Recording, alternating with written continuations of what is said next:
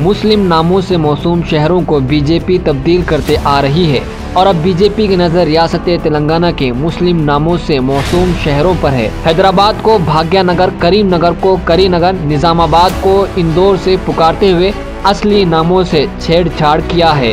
अखबारात में दिए जाने वाले इश्तिहारात में इन शहरों के नामों की शबिया को बिगाड़ते हुए असली नामों के बजाय इन्हें दूसरे नाम दिए जा रहे हैं और रियासती हुकूमत और सरकारी मिशनरी इसका तमाशा देख रही है। असली नामों की शबिया बिगाड़ने वालों के खिलाफ ना कोई कार्रवाई की जा रही है और ना ही नोटिस दी जा रही है।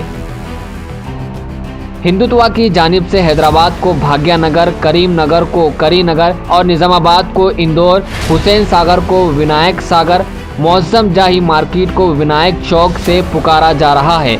दीगर मुस्लिम नामों से मौसूम शहरों और अजलाओं के नामों के साथ छेड़छाड़ की जा रही है। तेलंगाना बीजेपी सदर बंडी संजय की पदयात्रा तेलंगाना में चल रही है।